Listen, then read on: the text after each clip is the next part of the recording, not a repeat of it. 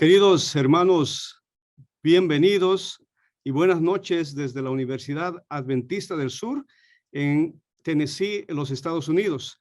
Les habla el pastor Raúl Rivero y es un gusto para mí el poder compartir este tiempo con todos los hermanos de la Asociación Norte de Quintana Roo.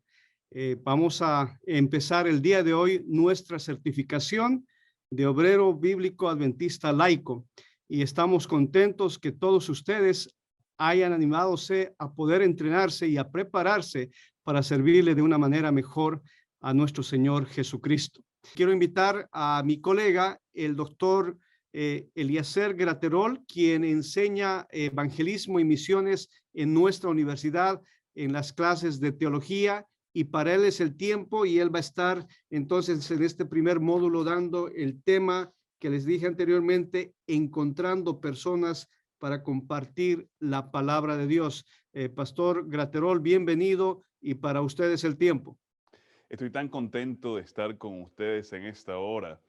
Quiero decirles que este es un esfuerzo bastante pronunciado. Gracias por tomar tiempo de vuestro horario. Ustedes son personas bastante ocupadas, pero el hecho de que están conectados con nosotros quiere decir que la gran comisión es fundamental y tiene uno de los primeros lugares en la agenda. Gracias a la administración del campo local por también cedernos este espacio, poder trabajar juntos, a los pastores de las iglesias, de las diferentes iglesias locales. Quiero decirles que aparte del gran esfuerzo del coordinador general de este programa, el pastor Raúl Rivero, hay por lo menos 5 chicos de la universidad que también han tomado de su tiempo, posiblemente su tiempo de descanso, para hacer todo el trasfondo, todo lo relacionado con la tecnología para que este video, para que este seminario pueda ejercerse de la manera más profesional posible, de tal manera que todos seamos beneficiados. Algunos de estos chicos ni siquiera hablan el español, pero estoy tan contento por todo el esfuerzo que los chicos, los pastores de las iglesias locales, ustedes los hermanos, están haciendo para que esto sea una realidad. Y esta certificación de obreros bíblicos sea de gran beneficio y gran bendición para todos. Así como el pastor Raúl anunció, vamos a hablar en estos minutos acerca de cómo encontrar personas para testificar, y el título de esta sesión es El radar del cristiano. Él mencionó también que al final vamos a tener una sesión de preguntas y respuestas, así que es muy importante tu interacción. Por favor, anota por allí las preguntas que tengas porque estoy seguro van a ser de gran utilidad y no queremos que queden dudas. Al contrario, queremos despejar esas dudas. Muy bien, en este seminario vamos a estar básicamente contestando algunas preguntas. ¿Por qué yo tengo que testificar? ¿A quién voy a testificar? ¿Cómo? ¿Qué tengo que hacer para testificar? Así que son preguntas que posiblemente ya tú te las has formulado, ya tú tienes unas respuestas para las mismas. No obstante, vamos a repasar y vamos a aprender algunos planteamientos nuevos y lo más importante, vamos a ponerlos en práctica, primero para la gloria del Señor y segundo para que su nombre sea conocido allí en el lugar donde estás. ¿Te parece? ¿Por qué nosotros tenemos que testificar? Es la pregunta. ¿El porqué de la testificación? Bueno, todos somos testigos, todos estamos enterados de la crisis mundial en que estamos envueltos. No hay un lugar a lo largo de este mundo donde nosotros podemos escondernos y donde las cosas estén saliendo bien. Sabemos que nuestro mundo tiene un poco más de 7 billones de personas y nuestro mundo es un mundo herido. Basta solamente con mirar nuestro vecindario, ahora nuestras mismas familias, y encontramos que son muchas las personas que están enfrentando alguna crisis física, algún desafío emocional. ¿Por qué? Porque nuestro mundo está herido físicamente, está herido emocionalmente.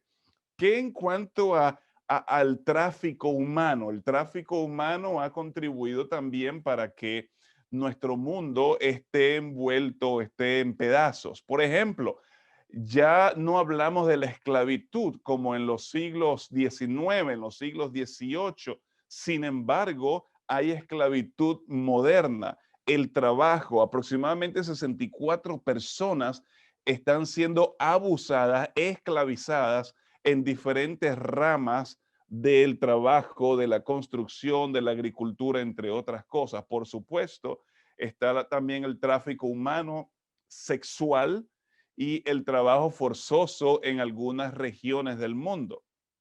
Aparte de la crisis física, de las enfermedades, aparte de las crisis emocionales y del tráfico humano, hablamos también o tenemos también la mortalidad infantil. Este es un tópico que ya no hablamos mucho porque aparentemente se ha mejorado al respecto y es cierto. Sin embargo, aproximadamente 25,000 niños mueren a diario por tomar agua contaminada. Esto es solamente un ejemplo que nos ilustra cuán herido, cuán roto está nuestro mundo. ¿Qué acerca del calentamiento global, la contaminación y los problemas ambientales? Esto es lo que vemos en las noticias todos los días, ¿no es cierto? ¿Qué acerca de los problemas naturales, desastres naturales, inundación, deslaves, fuegos, huracanes? eh, Damas y caballeros, de alguna manera nos hemos insensibilizado porque todas estas cosas son tan, pero tan comunes que ya no nos afectan. Nuestro mundo está herido también en relación a lo financiero. Y vienen políticos y vienen expertos en el área de finanzas, en el área de la política, prometiéndonos un mejor bienestar. Sin embargo, independientemente del hemisferio donde estamos viviendo, vamos de mal en peor financieramente. Cada vez hay más necesidad, cada vez hay más hambre, hay más carencia. La crisis moral, los chicos disparándose en las escuelas, chicos en la escuela primaria teniendo relaciones sexuales ilegítimas, toda clase de inmoralidad en nuestra sociedad. Ya mencionamos acerca de la crisis emocional. Aquí en los Estados Unidos son las chicas hispanas las que llevan la punta, la vanguardia en los suicidios. Parece ser que hay una tendencia en nuestra cultura, en nuestra raza hispana, que cuando estamos enfrentando crisis, en vez de enfrentar el problema, porque el problema no se va a solucionar solo, tendemos a huir del mismo y para muchos el huir de la crisis o del problema o de la tempestad involucra el quitarse la vida. Ocurren más suicidios que homicidios. Nuestro mundo es un mundo herido. Y hay otro punto que quizás como cristianos nosotros tendemos a ignorar. Y es el asunto de la palabra escrita. Escucha, Dios se ha revelado de muchas maneras. Una de las mejores maneras que involucra la revelación del carácter de Dios, sin lugar a duda, es su palabra, es la Biblia. Y qué gran bendición tenemos tú y yo de poder leer la Biblia, de poder estudiar la Biblia en nuestro idioma, en la lengua de nuestros padres, en español. Pero ¿sabías tú que ese no es el caso en todo el mundo? Déjame explicarte. Existen más de 2,200 traducciones o lenguajes que tienen acceso directo a las escrituras. Esto representa un alto porcentaje de la población mundial y estamos agradecidos al respecto. Sin embargo, existen más de 4,200 lenguajes que no tienen acceso a la Biblia. Posiblemente son tribus que están aisladas o son países que están bloqueados por el comunismo o el Islam. No obstante, es casi el doble o un poco menos del doble de la cantidad de lenguajes que tienen acceso a la Biblia. Hace un tiempo atrás estuve con mi familia en el Museo de la Biblia en Washington, D.C. Y me impresionó que todos los libros en amarillo que ustedes están viendo ahora mismo en la pantalla representa una tribu o por lo menos un dialecto, un lenguaje que no tiene acceso a la palabra de Dios. Y no es uno ni dos, son miles, son miles. Así que otra vez, esto representa, en cada uno de estos libros representan los lugares donde el evangelio no se ha penetrado o no ha penetrado por lo menos con la palabra impresa, con las sagradas escrituras. ¿Por qué tenemos que testificar? Aparte que estamos en un mundo herido, porque el cristianismo ha perdido fuerza. Ya el ser cristiano no es algo positivo, no es algo admirable como posiblemente fue en años anteriores. Por el contrario, las personas que son cristianas con frecuencia reciben burlas, reciben persecución. Pero aparte de eso, mira, en el año 1900,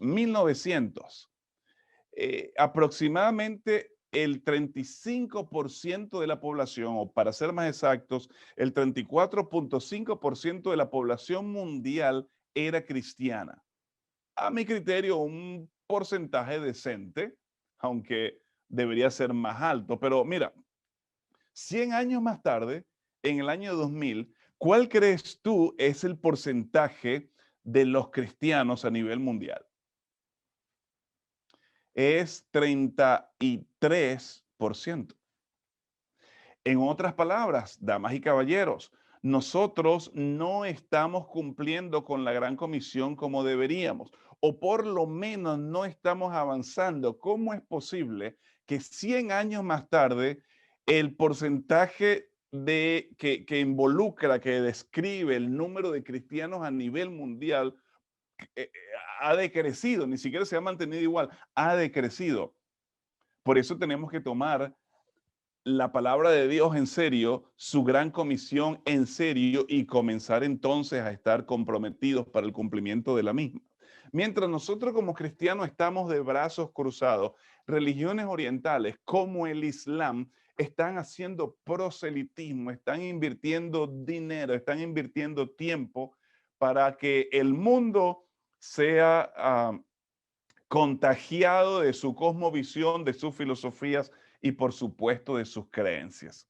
Otro asunto que es tan común aún en círculos cristianos es el sincretismo. ¿Qué es el sincretismo? Es cuando personas cristianas, individuos que pretenden ser cristianos y que se llaman cristianas, están tomando prestados prácticas, aún creencias de religiones orientales, principalmente el budismo, el hinduismo, entre otros, y le están aplicando a sus vidas. Por ejemplo, no son pocos los cristianos que hoy día están practicando yoga. No son pocos los cristianos que encienden una vela antes de orar o para meditar, dándole la bienvenida al Espíritu Santo, o colocan incienso para preparar el ambiente y sentirse más relajados. Por supuesto, hablamos del secularismo. El secularismo o el posmodernismo es una de las posturas de la mente posiblemente más atractivas para las generaciones jóvenes. ¿Qué indica esta postura? Indica que no hay verdad absoluta. De hecho, la Biblia no tiene verdad absoluta. La Biblia está llena de contradicciones, por lo tanto, es todo menos la palabra de Dios. Y una última razón, por lo menos en este momento, por lo menos en esta sesión, de el porqué de la testificación es el escenario apocalíptico. Apocalipsis capítulo 13, o mejor dicho, Apocalipsis capítulo 12 al 14.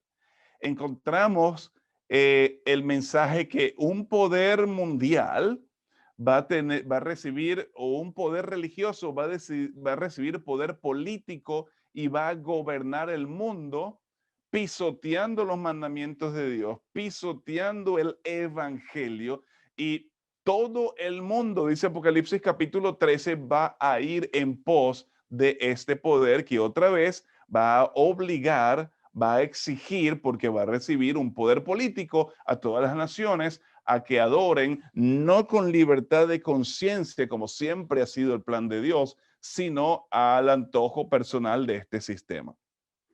En Apocalipsis 14 hay 3 mensajes angélicos que representan el remedio, la solución a esta crisis, a este escenario apocalíptico, tal cual lo leemos en el último libro de la Biblia, ya te mencioné, entre los capítulos 12 y 14. Y justamente este triple mensaje angélico va a ser predicado a cada nación, tribu, lengua y pueblo, anunciando o en el contexto del evangelio eterno. Y tú y yo tenemos que ser parte de ese movimiento.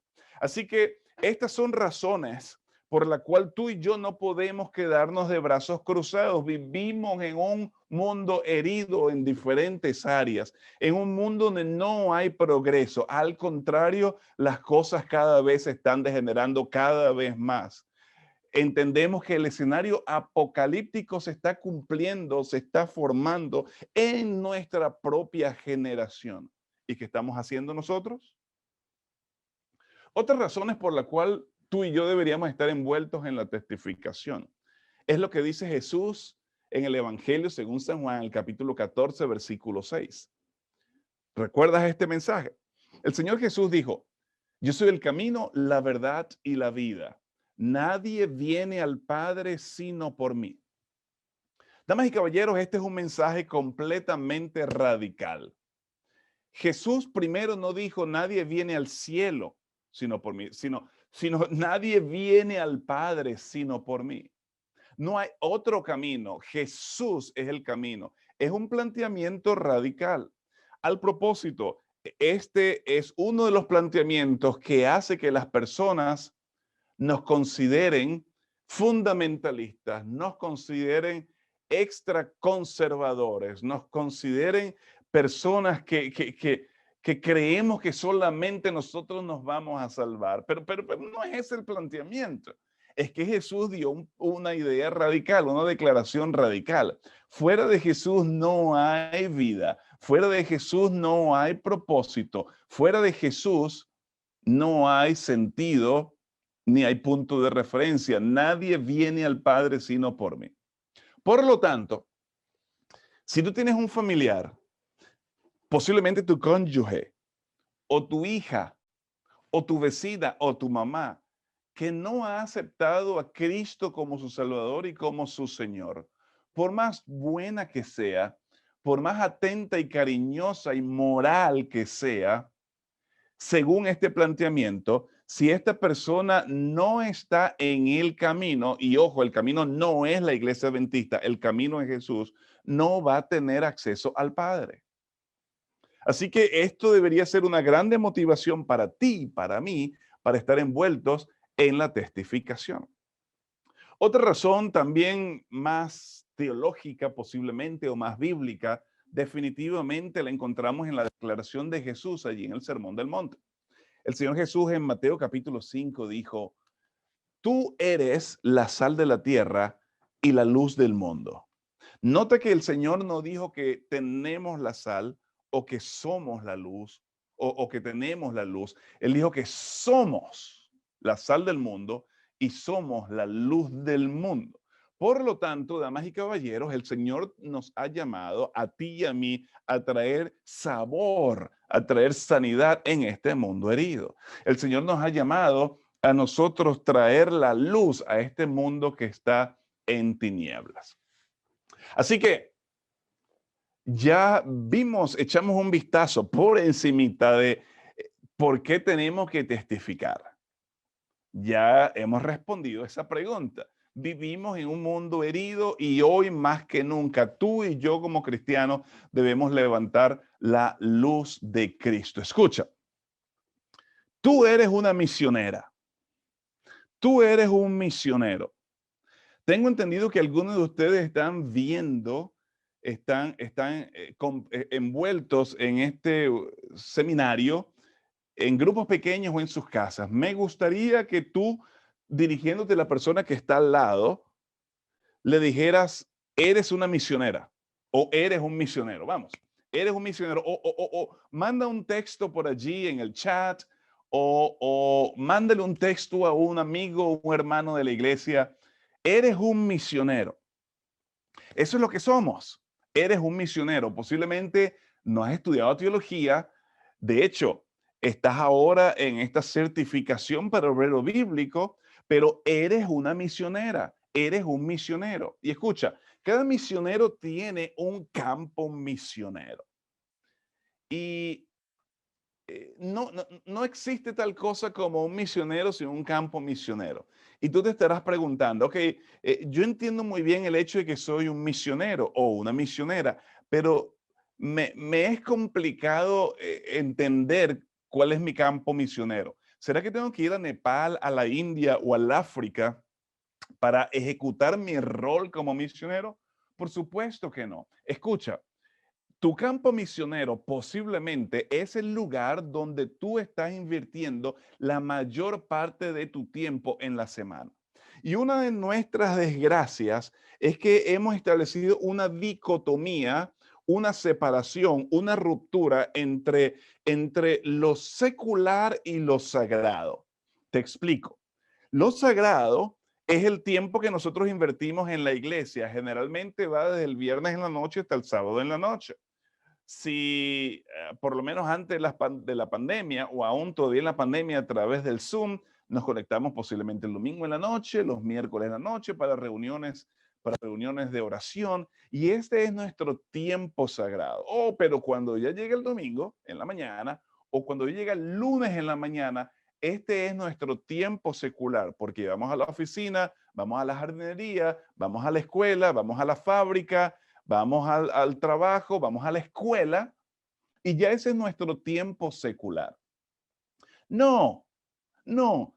Lo que tú has identificado como tu tiempo secular, el lugar donde tú inviertes gran cantidad de horas en la semana, en el trabajo, en la escuela, en la universidad, ese puede ser tu campo misionero.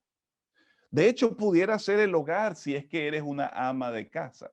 Así que piensa por favor en eso y trata de romper esa dicotomía entre lo santo, lo sagrado y lo secular y trata de identificar cuál es tu campo misionero, que otra vez muy bien puede ser el lugar donde tú estás invirtiendo la mayor cantidad de tiempo en la semana. Y por supuesto, eres un misionero no necesariamente porque tienes un campo misionero, sino porque tienes una misión. Y esta misión no te la dejó el pastor de tu iglesia. Esta misión no te la dejó el presidente de la asociación. Esta misión te la dejó el mismo Jesús antes de ascender al cielo. Y pudiéramos hablar de los beneficios de la testificación, beneficios en el área de emocional. Cuando yo estoy envuelto en la gran comisión, mi vida tiene un sentido, un propósito específico. Podemos hablar de el sinnúmero de beneficios espirituales. Cuando yo comparto la palabra de Dios con alguien, yo soy el que más me enriquezco. La mayor bendición la recibo yo. ¿Qué acerca de las consecuencias eternas? El cielo apenas va a revelar el fruto de nuestro esfuerzo temporal y hasta mediocre aquí en la tierra. Así que escucha, eres un misionero, tienes un campo misionero y tienes una misión. Eres un misionero porque Dios te ha llamado, Dios te ha apartado. Mira lo que dijo Elena White. Elena White mencionó en el libro El deseo de todas las gentes, cada verdadero discípulo nace en el reino de Dios como misionero. En otras palabras, no existe tal cosa como un seguidor de Cristo, un cristiano, una cristiana que no es un misionero. Es una contradicción en sí mismo. Cada verdadero cristiano nace en el reino de Dios como misionero. Sepas leer o no, hayas ido a la universidad o no, eres una misionera, pues eres un seguidor de Cristo Jesús. Así que ya aprendimos que todos nosotros somos misioneros. Ahora, ya aprendimos por qué tenemos que testificar, por lo menos de manera superflua. Ahora, rapidito, permíteme compartir por lo menos 5 puntos para recordar en todo este contexto de la testificación. ¿Cómo testificar? ¿Qué tengo que hacer entonces para estar activo como misionera? En mi campo local, en mi campo misionero, en otras palabras, en el trabajo, en la escuela, en la casa, en la universidad y también en mi iglesia. Porque escucha, nosotros nos estamos preparando para ir a tu campo local. Estaremos invirtiendo miles de dólares, estaremos invirtiendo muchísimo tiempo en entrenamiento, en materiales, en la preparación de predicadores para unirnos a ustedes en el campo local y compartir el evangelio en cumplimiento de la gran comisión al triple mensaje angélico de Apocalipsis 14, que el evangelio tiene que ser predicado en cada rincón del mundo. Entonces, ¿cuál es tu rol? ¿Qué tienes que hacer tú? Por lo menos 5 sugerencias. Número 1, por favor, sé proactivo en la oración intercesora. La oración intercesora es parte de tu misión. En la historia, los grandes misioneros siempre fueron hombres y mujeres que gastaron lágrimas y horas de rodillas intercediendo por los paganos, intercediendo por los perdidos. Yo te pregunto, por favor, reflexiona en esta pregunta. De ninguna manera levantes tu mano o respondas, pero piensa, ¿cuándo fue la última vez que tú oraste por los musulmanes en el Medio Oriente? ¿Cuándo fue la última vez que tú oraste por Myanmar, que a comienzo de este año tenía crisis política y Myanmar es un país plegado de budistas? ¿Cuándo fue la última vez que tú hablaste por los hindús de la India? ¿Cuándo fue la última vez que tú de manera intencional oraste por la gente en el norte de África? ¿Cuándo fue la última vez que de manera intencional tú oraste por tus vecinos? La oración intercesora, el apóstol Pablo en la carta de los Colosenses, en diferentes otras de sus escritos, decía, por favor, oren por mí para que el Señor me dé la capacidad de compartir el evangelio con aquellas personas que no lo conocen. Oren por mí para que el Señor abra puertas conforme a su providencia. La oración intercesora es parte de la misión. Y yo los desafío a ustedes, como hermanos, posiblemente como familia, establezcan grupos de oración, porque la oración en grupos amplía el poder. Es lo que encontramos en el libro de Hechos. Los hermanos de la iglesia primitiva se juntaban para tener oración intercesora por el perdido. Y vaya las maneras asombrosas en que el Señor contestó esas oraciones.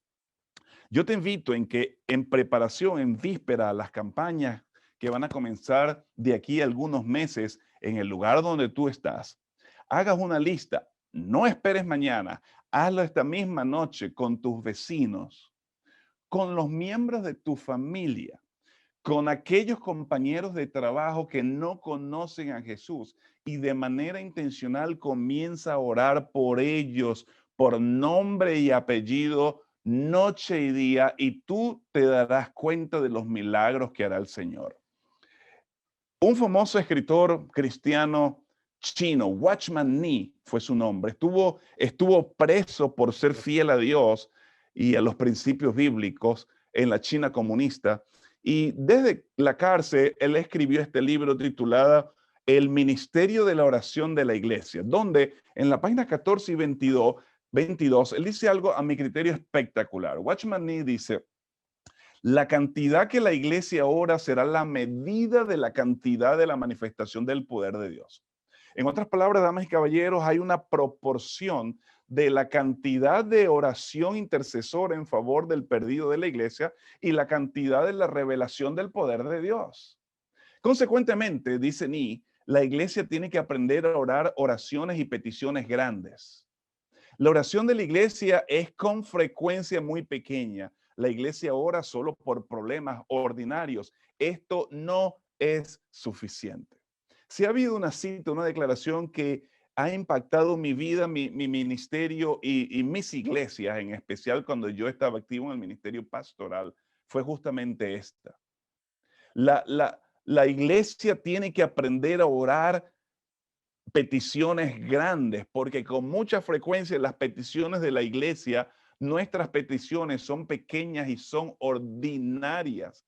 Ya, damas y caballeros, no es el tiempo de seguir orando para conseguir trabajo, para que el Señor nos sane de la enfermedad, para conseguir una pareja. No estoy diciendo que, que tenemos que obviar estos asuntos. Por favor, no me malentiendas. Pero tenemos que ser intencionales en la oración intercesora, la oración por el perdido. No lo estamos haciendo.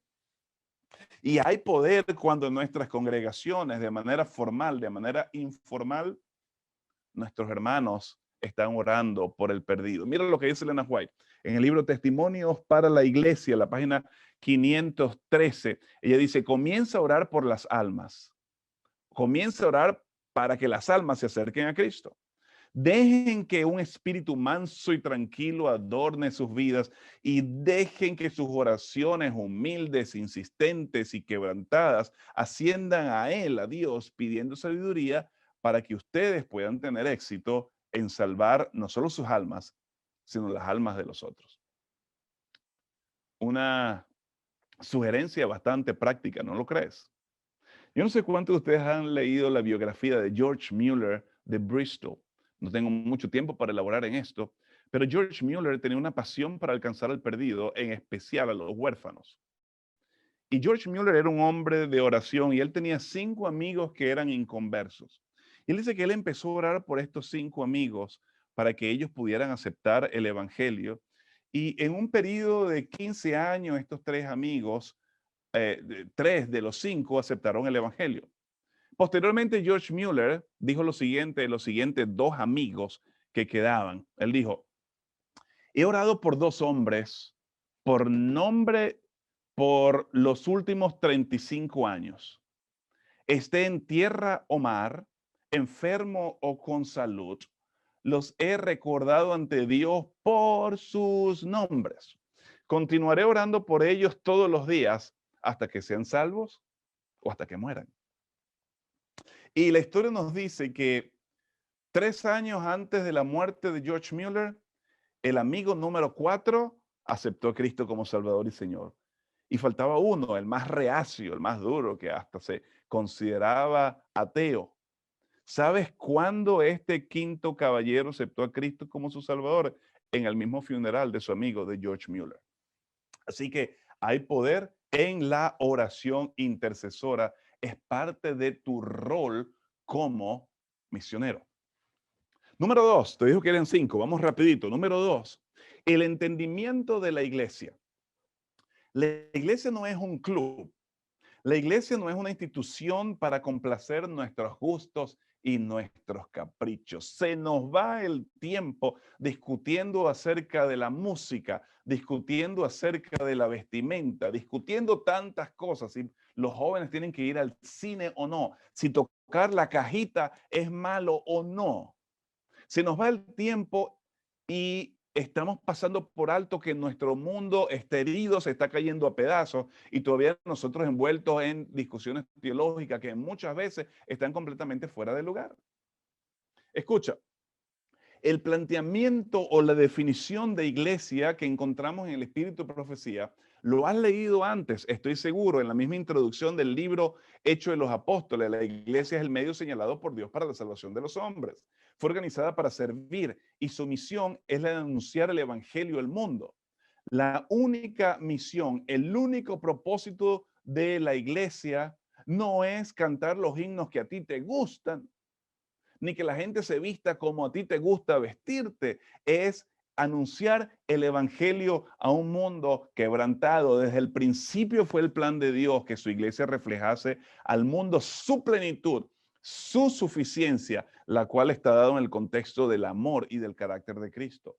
Elena White continúa diciendo, los miembros de la iglesia, los que han sido llamados de las tinieblas a su luz admirable, han de revelar su gloria. La iglesia es la depositaria de las riquezas de la gracia de Cristo. Y mediante la iglesia se manifestará con el tiempo aún los principados, potestades en los cielos y el despliegue final y pleno del amor de Dios. ¡Bum! ¿Te diste cuenta de lo que dice Elena White? El énfasis es que la iglesia es el medio señalado por Dios para la salvación de las almas. La iglesia va a representar, a manifestar la gloria del Señor, que es su carácter, en el contexto del amor y de la gracia. ¿Tu iglesia local lo está haciendo? ¿O tu iglesia local está más enfatizada en mostrarle al vecino que está mal en su creencia y que está perdido. Estudios se han hecho cuya conclusión ha arrojado que cada persona, cada visita necesita al menos 7 amigos en la iglesia. Es un radio de 1 por 7. Por cada visita que llegue a la iglesia tiene que haber 7 personas que le brinden su atención, que le sonrían, que se sienten a su lado, que le ayuden a buscar los textos bíblicos, que le inviten a la casa a comer ese sábado en la tarde, que lo lleven otra vez a la sociedad de jóvenes, que lo llamen en la semana, que lo inviten a fiesta de cumpleaños, que lo inviten a reuniones de Tupperware, que qué sé yo qué. Un radio de 1-7. Por cada visita, 7 amigos, y hay iglesias que son intencionales en esto. Pero yo debo ser franco, la mayoría de las iglesias no están haciendo un buen trabajo acá. La mayoría de las iglesias o de los miembros creen que son amigables, pero ellos son amigables en el círculo de hermanos. Por lo tanto, la iglesia no es mejor que cualquier club. Así que, damas y caballeros, tenemos que ser prácticos. Ojalá en tu iglesia local seas proactiva, seas proactivo y por la gracia de Dios organices a tu congregación, organices a los hermanos para que ejecuten pongan en práctica este principio y tu iglesia llegue a ser una iglesia amigable. Hay otro radio y es el radio 710, es decir, para que tu iglesia sea una iglesia saludable, escucha, 7 de cada 10 miembros, el 70%, deben de manera intencional expresar amor a los que les rodean. Es el radio 710. Repito, el radio 17, por cada una visita, debe haber 7 amigos. Y si ese es el caso, lo más seguro es que esta visita se va a quedar. Número 2, 7 de cada 10 hermanos tienen que ser intencionales mostrando amor. ¿Cuál es el principio que estamos hablando? Damas y caballeros, en un mundo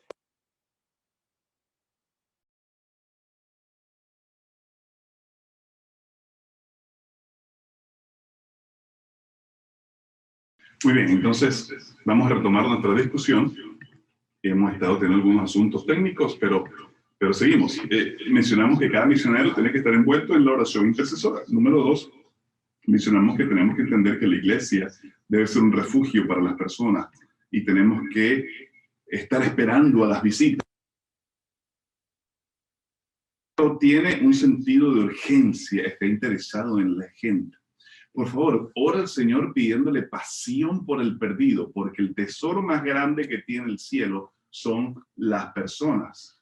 El secreto para una vida espiritual exitosa, para una experiencia enriquecedora espiritual con Cristo, es permitir que la preocupación más grande de tu vida tiene que ser la gente. La preocupación más grande de tu vida no tiene que ser el edificio, no tiene que ser ni siquiera la teología, no tiene que ser tu auto, tiene que ser las personas, porque repito, las personas representan el tesoro más grande que el cielo tiene. El famoso psicólogo, algunos dicen que es el padre de la psicología, William James, él dijo: el principio más profundo de la naturaleza humana es la necesidad por ser apreciado. Oh, ¿cuántas personas en tu trabajo, en la universidad, en la escuela, en la calle, en el mercado, están ansiosas, hambrientas por apenas por una sonrisa? Y nosotros, que somos la luz del mundo y la sal de la tierra, no estamos siendo los instrumentos de Dios para traer sanidad a este mundo herido. Por favor, pon tu énfasis, tu interés, pide al Señor que te capacite para esto en las personas. Número 4, los misioneros cruzan la línea roja. Oh. Esto es una ilustración, por supuesto, te lo explico. Aquí en la Universidad de Southern, en el estado de Tennessee, por asuntos de protocolo y de COVID, para poder seguir con las clases de presencial, tenemos una línea roja que delimita nuestro espacio. Es decir, nosotros no nos podemos, como instructores, como profesores, salir de este espacio, así como lo ven en la pantalla, en la foto, de esta línea roja. Y aquí está el ejemplo de la línea roja. No podemos pasar, yo como profesor no puedo cruzar la línea roja. De lo contrario, voy a estar pasando o voy a tener problemas de protocolo. Tengo que enseñar detrás de esta línea roja. Y con tanta frecuencia nosotros hemos hecho una línea roja imaginaria en nuestra vida. Pero tenemos que aprender a salir, a cruzar la línea roja. Porque los misioneros buscan oportunidades. El misionero es una persona proactiva. Acuérdate, el principio de la proactividad establece que tenemos que hacer que las cosas pasen. No podemos quedarnos de brazos cruzados, reaccionando y justificando y culpando las circunstancias o a otras personas. Tenemos que ser proactivos. Los misioneros siempre están cazando, siempre están buscando oportunidades. Oportunidades para hacer el bien y para compartir el evangelio. Y el quinto punto que quiero que tú recuerdes como misionero en este contexto de cómo testificar es lo que se llama en misiología el missio Dei. Esto es latín.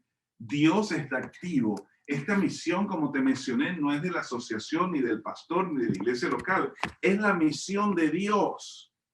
Es la misión de Dios. Dios está activo.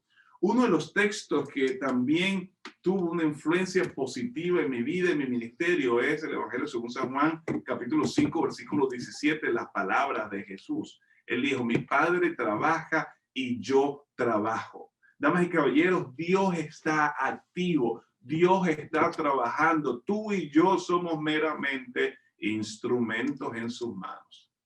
Así que el valor más alto en la testificación es estar en sintonía con el Espíritu Santo.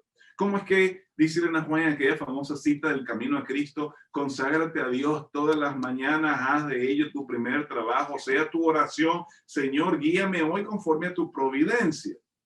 Yo tengo una agenda, pero cambia mi agenda, que tu mente esté en sintonía con la mente del Espíritu Santo y entonces va a ocurrir exactamente lo que ocurrió en la iglesia apostólica, que el Espíritu Santo le hablaba a Pedro, a Pablo, a Felipe y los enviaba a lugares específicos.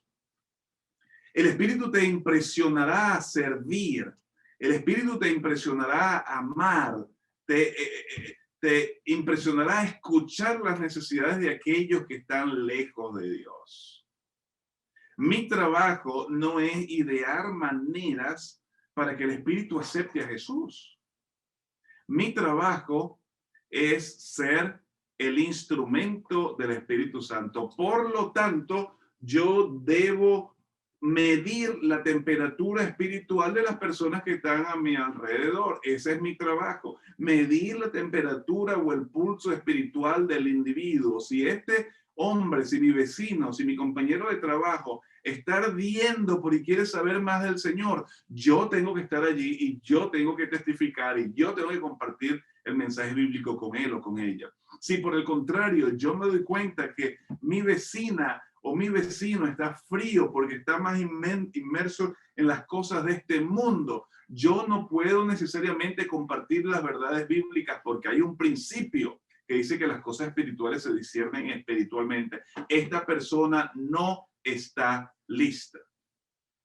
Mi trabajo no es ganar una discusión o un argumento teológico. Mi trabajo es ganar una persona para Cristo. Rapidito te digo, hay 5 grupos de personas. 5 grupos de personas. No es correcto darle etiquetas a los individuos, pero 5 grupos de personas. Pudieras hacer esto en el contexto de la testificación. El grupo número 1, vamos de menor a mayor o de menos importante a más importante. El grupo de los inesperados. Estás allí en la parada del bus o estás en la peluquería y alguien entonces comienza a hacerte preguntas acerca del evangelio. Y tú tienes que estar lista para responder estas preguntas. En la Biblia encontramos el ladrón en la cruz. Imagínate, Jesús está crucificado, está muriendo con 2 rebeldes a su lado y uno de ellos comienza a hablarle de cosas espirituales. Es un planteamiento, una situación completamente inesperada. El segundo grupo de personas está compuesto por los seculares o los posmodernos.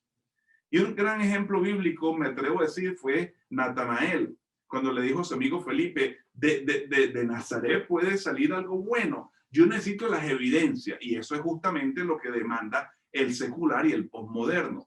Te lo mencioné anteriormente, el posmoderno dice, no hay verdad absoluta. Y tú tienes que demostrarme cómo esos principios del evangelio están trabajando en tu vida.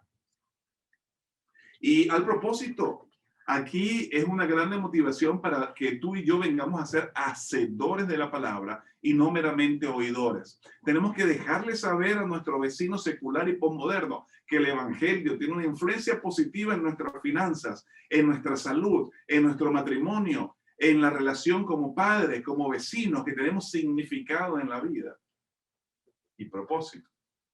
Número 3. Están las personas que están cansados de sus estilos de vida, como Zaqueo.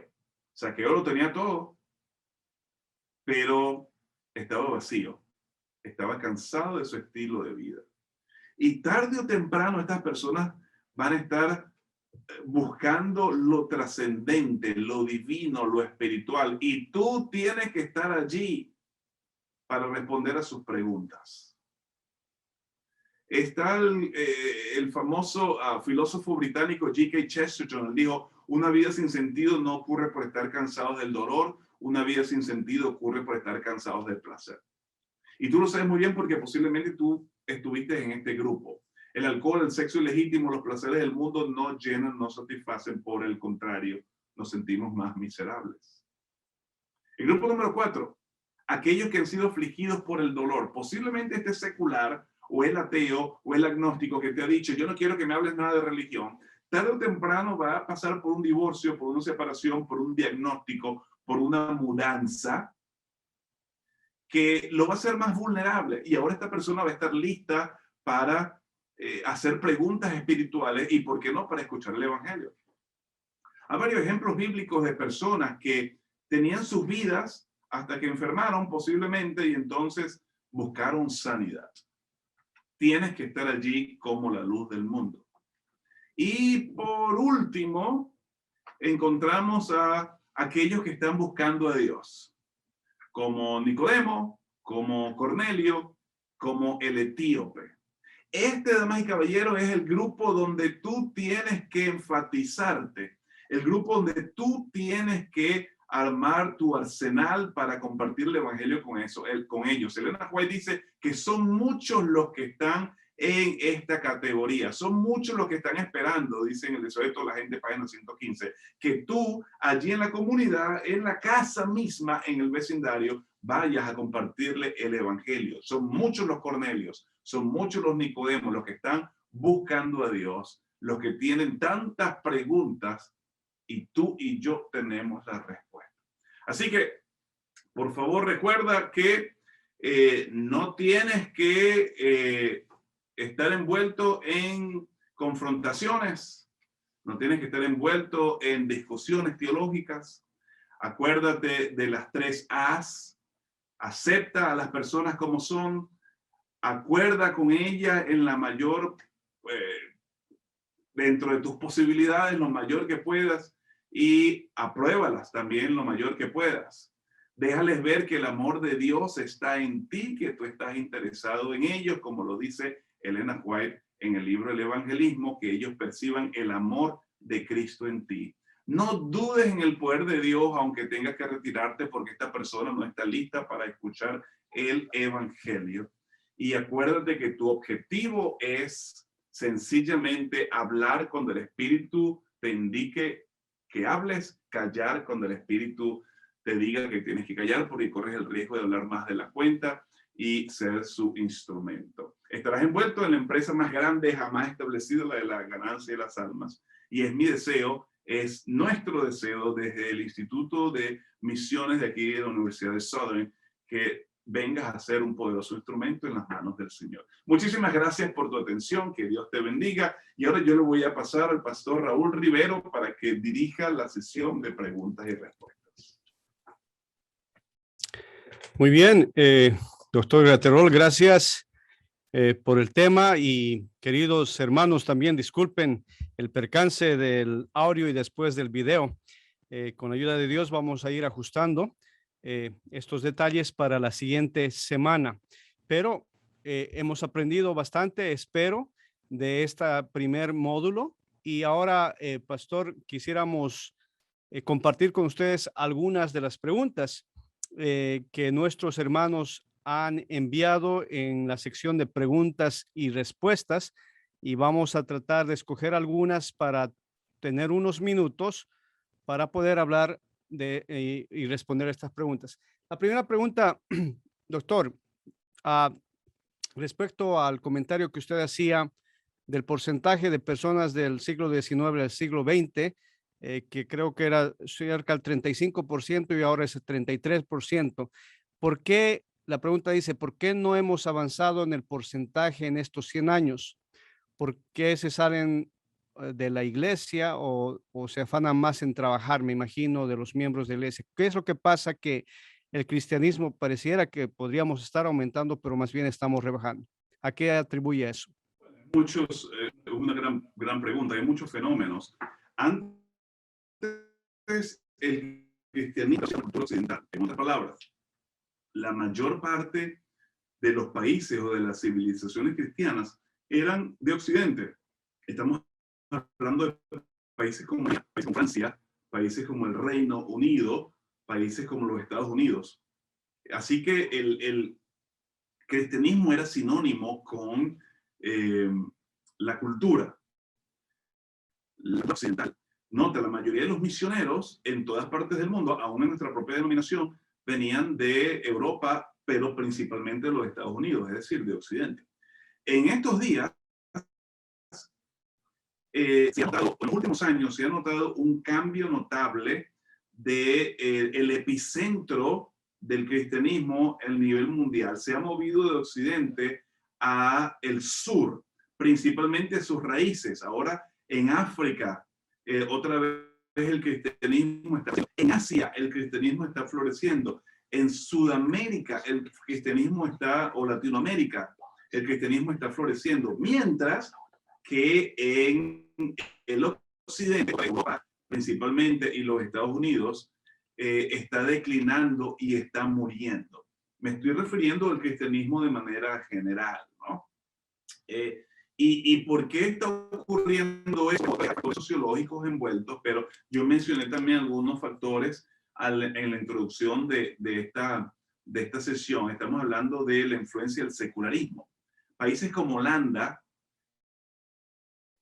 otra vez países que antes eran cristianos, por cultura, por lo menos, ahora son lugares completamente seculares, completamente posmodernos, que las personas no están interesadas en la religión, porque no hay tiempo, porque no hay necesidad, porque están haciendo bien financieramente.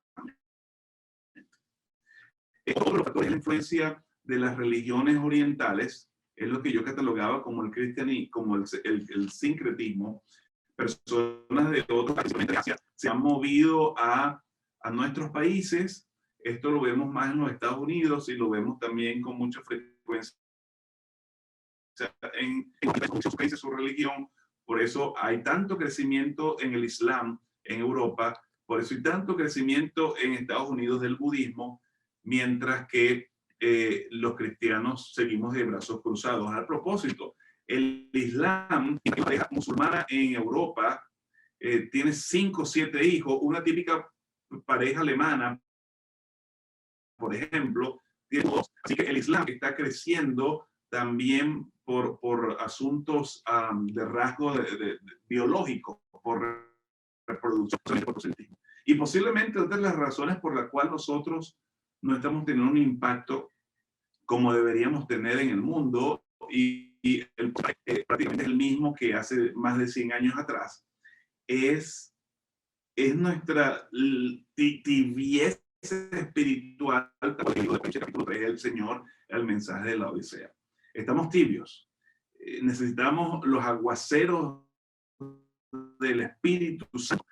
No fue el Mahatma Gandhi quien dijo: ustedes los cristianos tienen un libro que pudiera sacudir al mundo. Él dijo, yo admiro mucho a Cristo, pero yo no me hago cristiano por culpa de los cristianos. Y es que nosotros, tratando de la teología, nos hemos convertido en personas miserables para con los que nos rodean. Hemos mostrado un cristianismo superficial. No hemos mostrado un cristianismo público. Hemos mostrado que cristianismo es sinónimo con estar amargados, cuando es exactamente todo lo contrario. El apóstol Pablo escribió a los Corintios: el reino de Dios no es bla, bla, bla, no es palabrería, es el poder de Dios. Y tenemos, queridos, que retomar ese poder de Dios en nuestras vidas. Y entonces el evangelio va a ir de manera exponencial. ¿Cómo está profetizado? Eso está profetizado, que va a venir un segundo Pentecostés. Y es mi deseo que tú y yo seamos parte de ese segundo Pentecostés. Muy bien, muchas gracias, pastor. Esa era la pregunta del profesor Jacob Adonías. Gracias por esa pregunta. Vamos a ir a otra pregunta y tal vez la estoy tratando de arreglar. Viridiana Osorio dice: tengo un amigo que tiene principios cristianos de la iglesia pentecostal, pero no es miembro de allí. Sin embargo, él cree que no es importante pertenecer a alguna religión o ser bautizado para ser una buena persona. De hecho, no tiene vicios. Bueno, me imagino que Viridiana está preguntando cómo se puede alcanzar a esas personas que son moralmente buenas, tienen buenas costumbres y sin embargo no tienen esa necesidad de un salvador, justamente porque viven una vida relativamente buena en valores. Sí. Tenemos que recordar que Jesús no vino a transformar gente mala en gente buena, sino Él vino a gente muerta en vida, viva otra vez. Porque eso es lo que hace el Evangelio. El Evangelio no cambia, el Evangelio del Señor resucita. ¿Cómo es que dice 1 Juan capítulo 5, versículo 12? El que tiene al Hijo tiene la vida. Así que, al propósito, ese texto nos debería motivar a nosotros como cristianos, que el ateo más acérrimo, el universitario con más doctorado, ateo, lamentablemente esta persona está muerta espiritualmente. Esta persona está vacía. No de por un individuo que tiene más dinero que tú, que le está yendo aparentemente mejor que tú y que no cree en Dios y que te saca eso en cara. Porque es exactamente lo contrario. El que no tiene el Hijo no tiene la vida. El que tiene el Hijo tiene la vida. Así que, otra vez, ¿qué puedes hacer? Tú tienes el paso principal para tratar con personas como tu amigo, hermano Osorio, es entender que esta persona, aunque no hace nada malo, entre comillas, es una pecadora y está lejos de la gloria de Dios, porque la definición de pecado en la Biblia no se refiere a conducta, obviamente a acciones. La definición de pecado en la Biblia es estar separados de Dios. Por naturaleza estamos separados de Dios. Al propósito, pecamos no cuando transgredimos o rompemos. El pecado no es romper la ley. ¿Por qué? Porque la ley no se puede romper. La ley te rompe a ti, que son dos planteamientos diferentes. Y todo lo hemos hecho. Claramente la Escritura dice que no es justo ni aún uno. Así que el hecho de que yo soy fiel a mi persona sin pecado o que soy una persona moral, porque si no tengo a Jesús y no lo he aceptado como mi Señor y mi Salvador, yo estoy separado de Dios. Tengo el virus del pecado en mí, y ese virus no hay vacuna que salve. Por lo tanto, ese virus me va a llevar a la condenación eterna, y la única vacuna es la persona de Jesús. Por lo tanto, tú tienes el paso inicial que comenté de los 5. Ora por tu amigo, ora por este vecino para que él logre entender su necesidad. ¿A qué grupo pertenece a él? Posiblemente el grupo de los seculares, posiblemente el grupo de los que dicen que pero trata de orar para que él logre tener su necesidad de Dios y entienda que está vacío y miserable. No vamos a poder presentar el evangelio a menos que la persona reconozca su pecaminosidad y su perdición, que está perdido, y entonces ahí es cuando nosotros vamos a presentar la vacuna, vamos a presentar a la persona de Jesús el mensaje del evangelio. Ok, muchas gracias, doctor Graterol. Vamos a ir a la siguiente pregunta. Me parece muy buena respuesta la que usted tuvo. Y queremos enfocarnos, el doctor Benjamín Vargas, hace una buena pregunta. ¿Cómo podemos hacer evangelismo en una comunidad azotada por la pandemia, donde por un estado de comodidad virtual y por la poca disponibilidad de tiempo, dice? O sea, en tiempos de pandemia, en un momento donde todo es virtual, ¿cómo se puede alcanzar esta comunidad? ¿Qué ideas podemos dar? Es una gran pregunta. Es una gran pregunta. Y varias cosas en mente. No hagan lo que nosotros estamos haciendo acá. Es decir, denle oportunidad a los chicos en sus 20 años, que tienen un conocimiento certero de la tecnología. Y estoy seguro que ellos también tienen el deseo de ayudar a las personas que están perdidas. Es lo que nosotros estamos haciendo acá. Este programa lo están corriendo los chicos. Si ustedes pudieran ver lo que está detrás de cámara, no soy yo, no es el pastor Robert, son los chicos los que están haciendo que esto sea posible y que este mensaje esté llegando a ustedes. Así que reúnanse con los chicos de la iglesia, mencionen la necesidad de estar activos en estos momentos de pandemia y ustedes van a quedar impresionados con la lluvia de ideas que estos chicos van a tener. Déjenme darle un ejemplo. Un amigo mío pastorea la iglesia multicultural, la única iglesia adventista en Dubái, en los Emiratos Árabes. Y la iglesia tiene aproximadamente unas 500 personas, es una iglesia multicultural. No hay un árabe, pues es un país musulmán. Está llena de personas principalmente de las Filipinas y del continente africano. Y ¡boom! Golpeó la pandemia.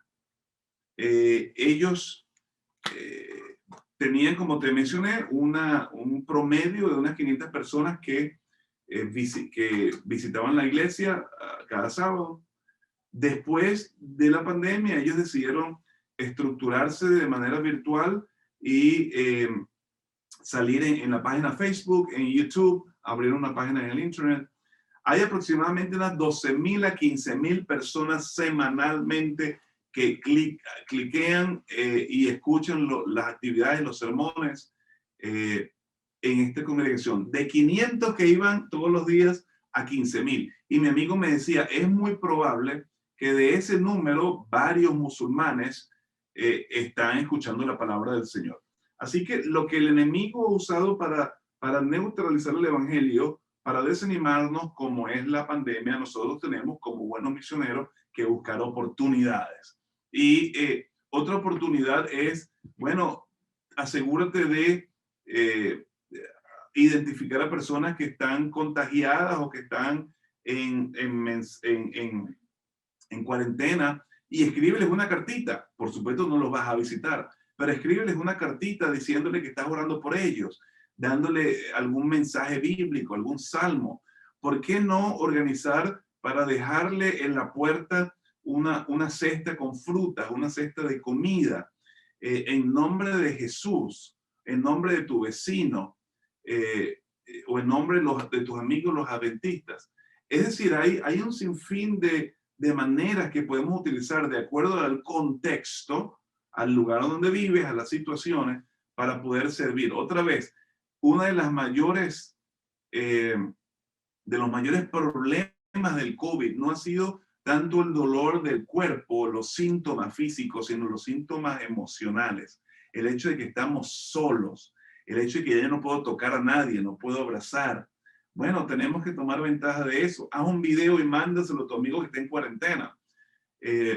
Otra vez, hay muchas maneras que podemos utilizar y allí, aunque tú estás enviando un video dándole palabras de ánimo a tu amiga, a tu amigo que está en cuarentena o está enfermo. Allí estás testificando y estás evangelizando. Muchas gracias, doctor. La última pregunta por cuestión de tiempo es esta. Dice así, ¿cómo podemos ahora en el siglo XXI, alcanzar a un mundo tan secularizado? En otras palabras, ¿cómo se puede trabajar con gente secularizada? Gran pregunta, y vamos a hablar de eso en una de las sesiones posteriores. Vamos a hablar de las objeciones, cómo contestar objeciones que los no creyentes tienen.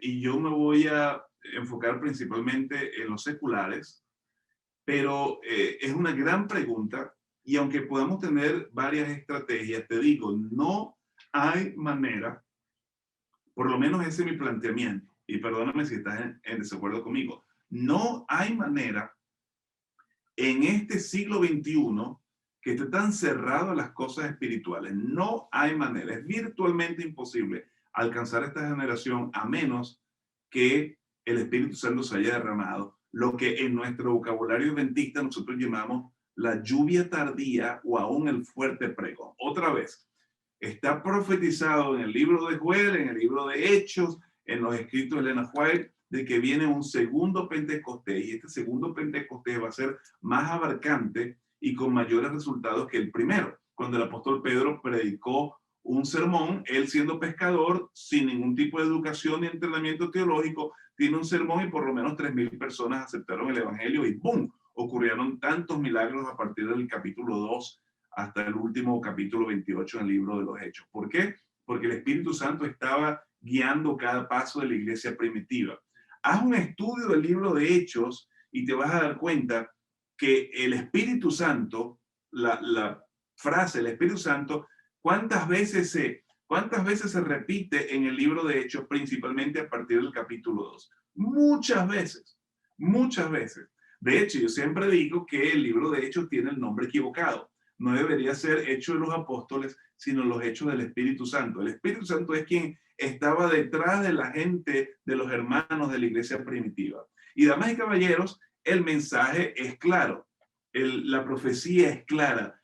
De la misma manera en que empezó la predicación del evangelio en una época hostil, en una época de persecución, como era la época del Imperio Romano, cuando habían emperadores dementes y paganos como Nerón, Diocleciano, entre otros, pero el Espíritu Santo estaba allí. No tenían internet, no tenían satélite, no tenían Zoom, no tenían nada de la tecnología, pero tenían el Espíritu. De la misma manera, así el evangelio va a ser terminado posiblemente en nuestra generación, con la dirección, con el derramamiento del Espíritu Santo. Por eso es el punto número 1 que compartí con ustedes. Orar, interceder por el perdido, como decía Elena White en la cita que compartimos, para que al salvar nuestras almas nosotros también salvemos a los demás, y para que el Espíritu nos utilice y nos hable como le habló a Pedro, a Felipe y a Pablo, entre otros, en la iglesia primitiva. Así que oramos para que rápido venga ese segundo Pentecostés y para que nosotros seamos parte de ese gran movimiento. Muy bien, muchas gracias, doctor Graterol. Primero que nada, hermanos, mil disculpas por los contratiempos técnicos. Estamos estrenando un equipo nuevo y tenemos que hacer algunos ajustes con la ayuda de Dios. Pedimos sus oraciones siempre para que la siguiente semana podamos dar la solución y podamos tener el segundo módulo sin ningún contratiempo. También quiero agradecer por las preguntas que ustedes hacen. Hemos recibido bastantes preguntas, pero por cuestión de tiempo solamente damos unos 20-25 minutos para las preguntas, y por eso que también estamos limitando este número de preguntas. Entonces, la siguiente semana vamos a tener al doctor Carlos Martín, profesor jubilado de misiones y evangelismos de nuestra universidad, y él va a tener el segundo módulo titulado Cómo compartir la palabra de una manera efectiva. Y bueno, vamos a estar hablando, entre otras cosas, cómo realmente se puede dar un estudio bíblico efectivo para crear interés en las personas que ya están estudiando la palabra de Dios con nosotros. Les agradezco por su participación.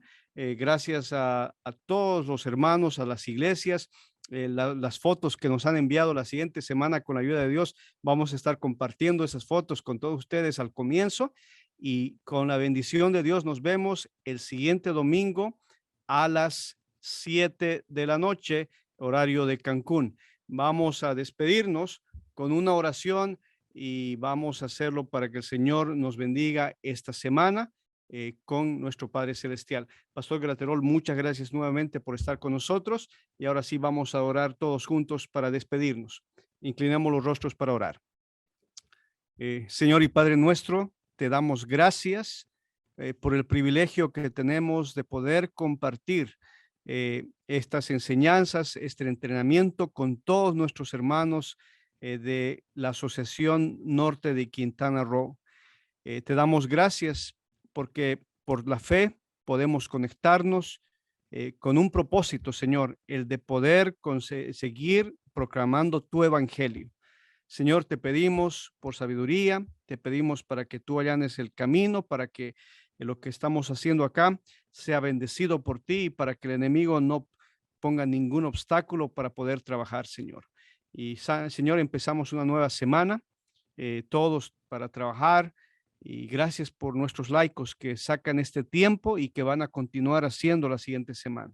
Bendícenos, Señor, en las decisiones que tomemos, bendícenos en las personas que conozcamos, que a cada persona con las que trabajamos, nuestros vecinos, nuestros amigos, podamos verles, Señor, como candidatos para el cielo.